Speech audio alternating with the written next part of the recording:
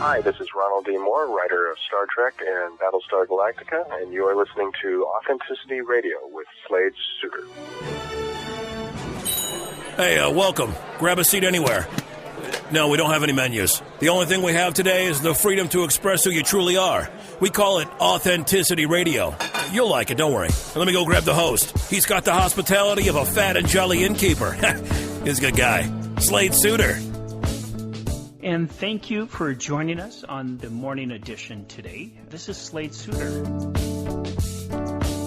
Healthy food, clean water, and sustainability.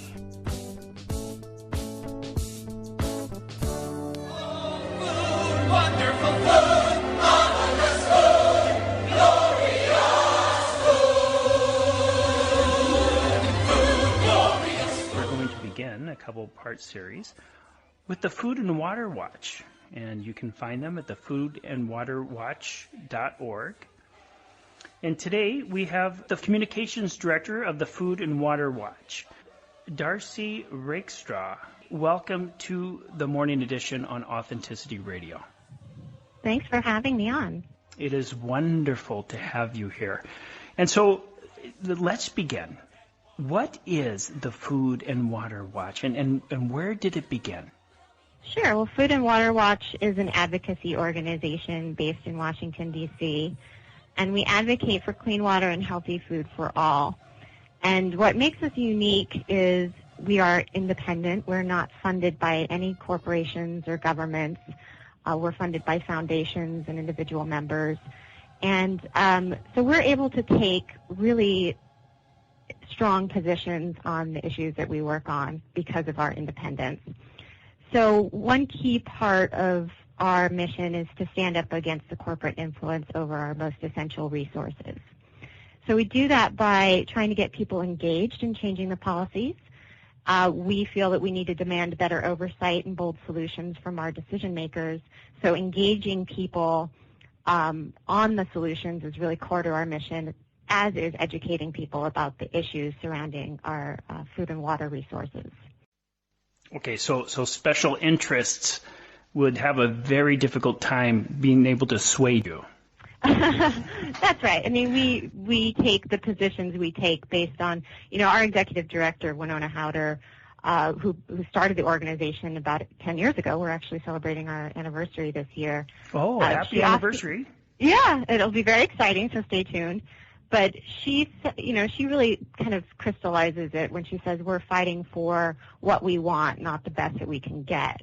And that's really what makes us unique as an organization based in D.C. and Washington, where, there's a lot of compromises made. That's, the traditional or conventional wisdom is that in D.C. it's all about compromise.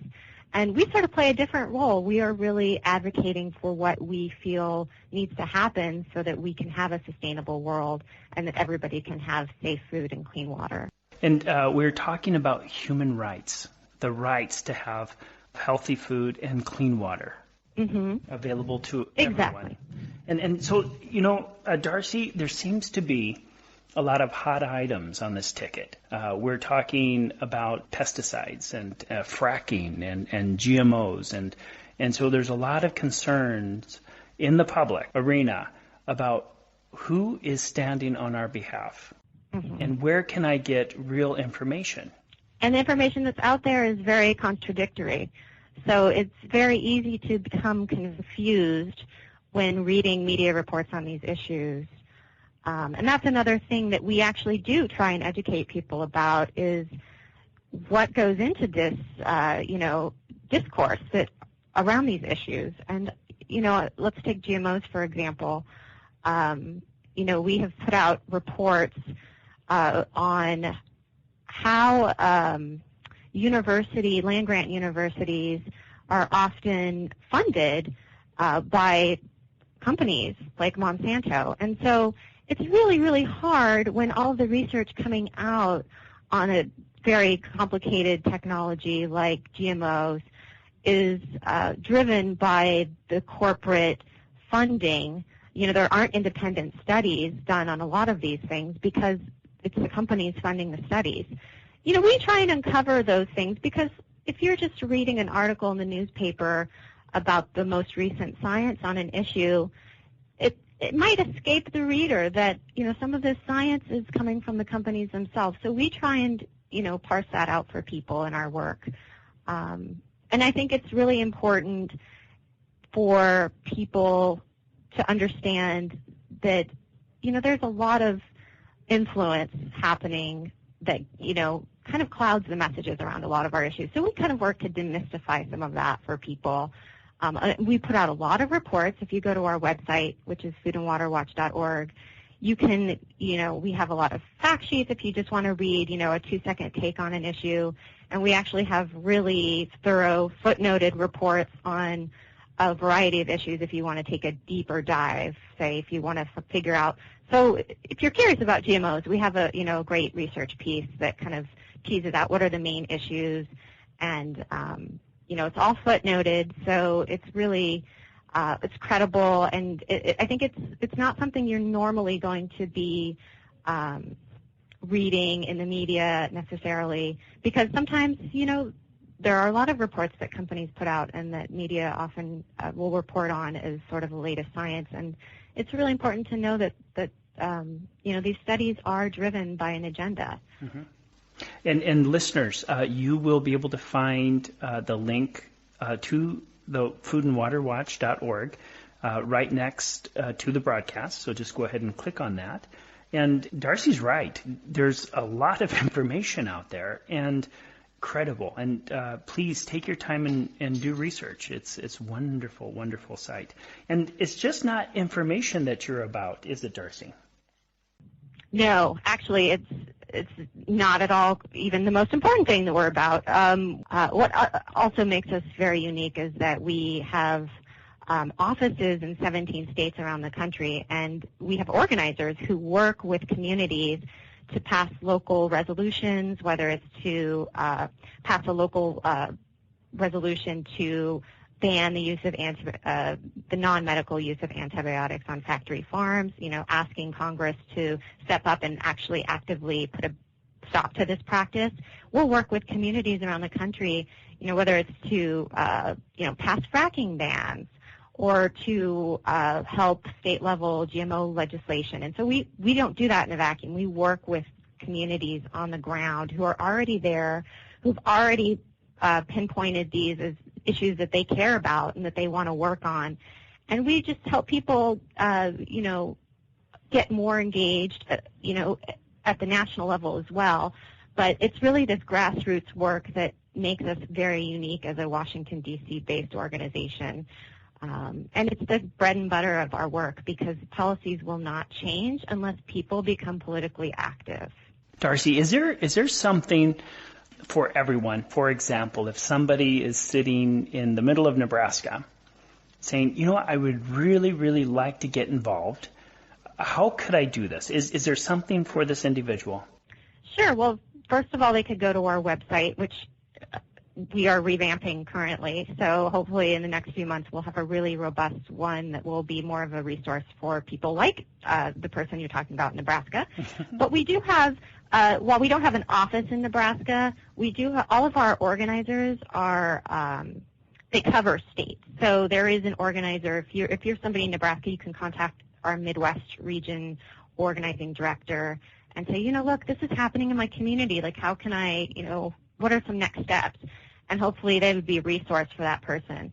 And, in lieu of anything that we're working on in any given community, you can always get involved through our website and getting involved in signing online petitions, whether it's, a national petition, signing up to even become, a Facebook follower and kind of become, stay informed on what we're working on, and, of course, sign up to our newsletter in case we ever do have an office in Nebraska and work, on issues there. Or that individual just may open an office in Nebraska. Who knows? Yes, and there are opportunities. Again, if you go to our website, foodandwaterwatch.org, if you feel really passionate about the issues and want to become a volunteer, there are ways to get involved. However much time you have or inclination you have, whether it's just, okay, I just want to get the emails and kind of stay stay posted on what's going on, to like, I really want to come in and volunteer in an office and help do phone banking for, call-in day or whatever, organizing activity is happening. And so Darcey, what brought you on board? What's your story? How did you become involved with Food and Water Watch? Well, I'm actually, as communications director, I've been involved in PR and communications my entire career. And I came from another environmental organization previous to this, World Watch Institute. And, it was just a great opportunity to work on issues I'm passionate about. I'm actually always passionate about food and health specifically.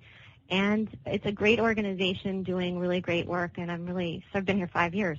Very lucky to be here and do the work that I used to do for corporations and apply it to, really meaningful issues and do some good advocacy work with my skills. So, could you tell us about some landmarks and some great strides that you've been able to make as an organization? Sure. Well, we are, because of the work that we pick issues strategically that are winnable, right? Because there are a lot of issues out there that are really big and complicated. It's hard to see, incremental victories. So we do work on things that we feel can build excitement and build, get people excited to like participate. And you can do that by picking issues that are strategic and building on, small wins. So, one of the things that we did, this is previous to my time here, but we had a campaign to ask Starbucks to phase out RBGH, which is an artificial growth hormone, in their milk. And we were successful doing that. So, that's one of the corporate campaigns that we've worked on that was very successful. We have done a lot of work. I have to say, on the fracking issue, there have been communities working on this issue way before Food and Water Watch was on the radar. But we were the first national organization to come out for a full ban on fracking. And, we've worked with communities to pass a lot of bans around the country, which, even if it's just a local resolution or a local ban, it's helping build a movement, and that's symbolic. And it gets people excited, and it gets people to think, wow, we really can stop this. How really wonderful is that? That is so wonderful. I mean, people really honestly making a difference. We have so much power available to us, and the Food and Water Watch is an organization that will take your voice and solidify it.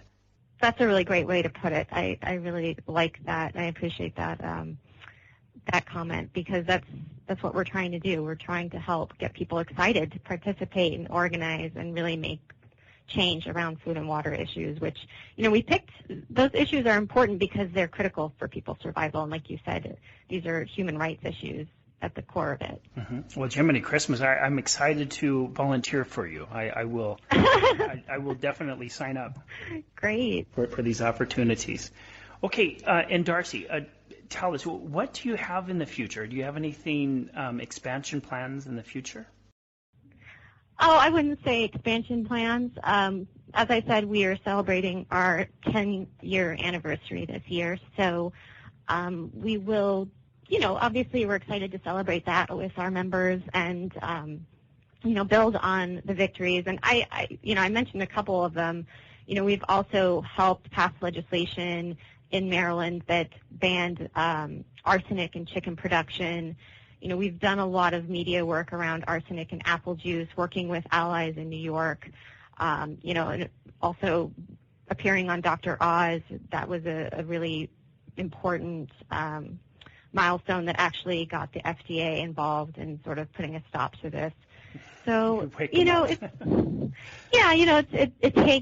it's media work, it's organizing work, and we'll continue to do all this work and build on it. It's very exciting to be here and to be making a difference on these issues when a lot of people, they may be discouraged because there are